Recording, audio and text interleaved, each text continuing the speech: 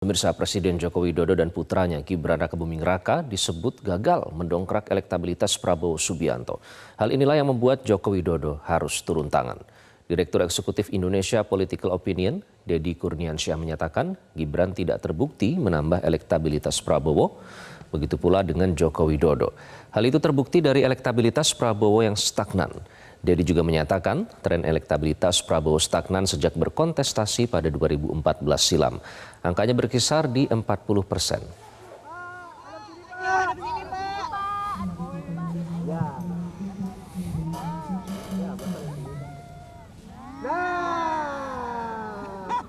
Senyum dong Pak.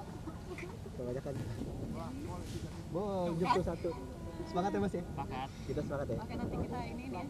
Elektabilitas Prabowo Subianto di 2014 lalu 2019 itu kisarannya tidak berubah sebagaimana hasil survei yang kami lakukan sampai di bulan Januari ini, yaitu di kisaran 42, maksimum bahkan dalam catatan IPO hanya di 44%.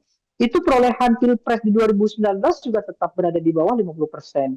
Dengan kondisi itu saya kira elektabilitas itu bisa saja diklaim justru murni elektabilitas Prabowo. Mitra koalisi dari partai politik tidak terbukti berdampak terhadap Prabowo Subianto. Gibran Rakabuming Raka juga tidak terbukti menambah elektabilitas Prabowo. Termasuk Joko Widodo juga tidak terbukti menambah kekuatan Prabowo Subianto. Karena kalau kita mau hitung-hitungan secara politik begitu ya, dengan adanya dukungan Prabowo dengan dukungan Presiden Joko Widodo seharusnya elektabilitas Prabowo itu bisa menyentuh sampai 70%. Tapi faktanya kan tidak.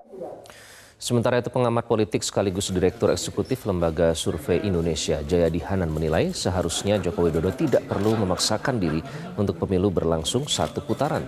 Jayadi mengingatkan ekonomi suatu negara tidak hanya ditopang oleh stabilitas politik, tapi juga demokrasi yang berjalan dengan baik.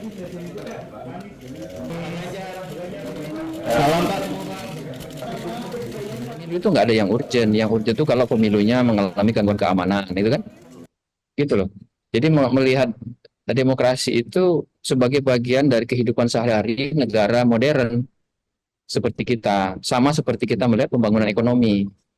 Nah, seringkali kita ini kan menganggap pemilu demokrasi itu seperti gangguan terhadap stabilitas.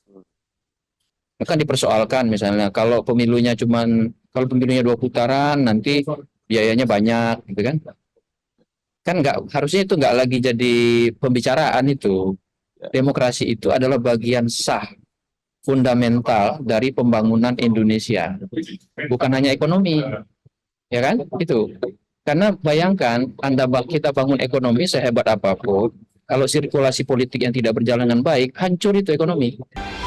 Presiden Jokowi dewasalah. Itu yang menjadi topik dalam editorial media Indonesia kali ini. Dan pemirsa, seperti biasa Anda juga bisa berpartisipasi dan berinteraksi terkait tema yang kami bahas dalam editorial hari ini melalui sambungan telepon interaktif di nomor 021 583 99 100. Kami akan kembali usai jeda, tetaplah di editorial media Indonesia.